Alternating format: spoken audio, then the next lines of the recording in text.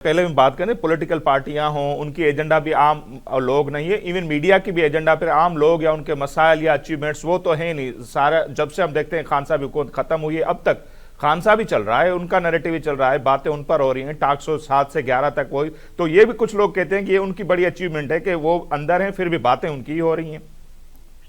अच्छा, अभी इसका एक एंगल ये है कि उनकी बड़ी अचीवमेंट है, दूसरा एंगल ये है कि ये जो मीडिया के इंटेलेक्चुअल्स हैं ये कितने लो लेवल के हैं, कितने बेवकूफ हैं कि पूरी कौम को उन्होंने किस साइड पे लगाया है। अच्छा, तीसरा एंगल भट्ट साहब इसमें ये भी है ना, तीसरा एंगल के जो गवर्नमेंट पे बैठे हैं या दूसरी पॉलिटिकल पार्टियां हैं उनका नैरेटिव इतना नहीं है, मजबूत नहीं है, या वो बना नहीं पा रही, क्या है वो कुछ आगे नजर नहीं आ रही, तो उन पर भी बात होनी चाहिए। बीइंग जर्नलिस्ट, जी ठीक है, जर्नलिस्ट का जो है वो एक रोल जो होता है वो जज का भी होता है। जी हमारे साथ थे डॉक्टर मेहदी हसन, अल्लाह ताला उनको गरीक रहमत करे, बिल्कुल 1 साल पहले उनकी डेथ हो गई।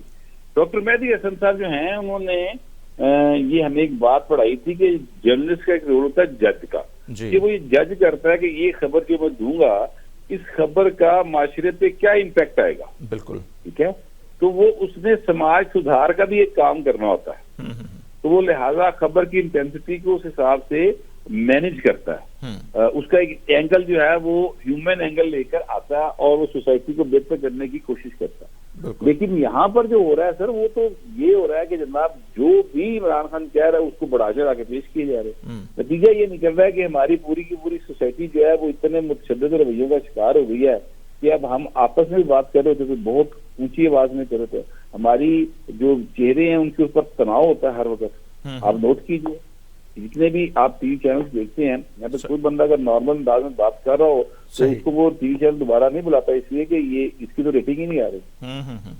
सही फरमा रहे।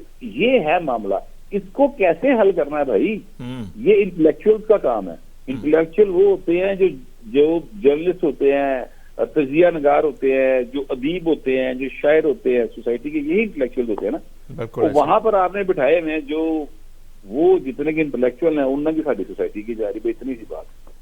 तभी तो हम आपसे समझ रहे हैं ना सर, हमने आपको कहा कि आप हमें गाइड करें हम अच्छा, तो आपने जजेस का जिक्र किया कि सहाफी को जज होना चाहिए, लेकिन जो जजेस के मामलात हैं वो भी आपके सामने हैं कि बहुत सीनियर जज जो हैं या तो खत लिख रहे हैं, जुडिशल कमीशन का इजलास हो रहा है तो वहां से बाइकआउट कर रहे हैं। तो जजेस के जो मामलात हैं वो भी बड़े संजीदा नजर आ रहे हैं, उनको आप किस तरह देखते हैं? देखिए, मैं आपसे गुजारिश करूं कि मैं हूं आइन को मानने वाला, मैं आइन से आगे पीछे नहीं होता। मेरा प्रॉब्लम ये है, और आइन हमें बाउंड करता है कि हमने अदलिया की जजेस की के फैसलों के ऊपर तनकीद कर सकते हैं, कानूनी एतबार से जायजा लिया जा सकता है, सही, उसका माशरे के ऊपर इम्पैक्ट क्या आएगा उस पर बात हो सकती है, सही।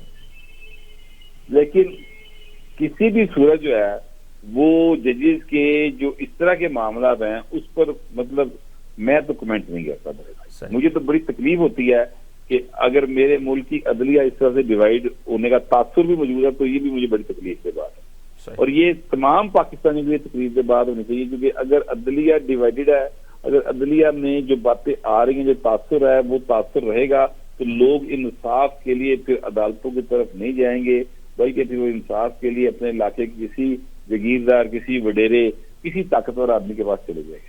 तो ये फिर हमें दोबारा एक बार ट्राइबल सोसाइटी की तरफ ले जाएंगे जो 21वीं सदी की सोसाइटी नहीं होगी।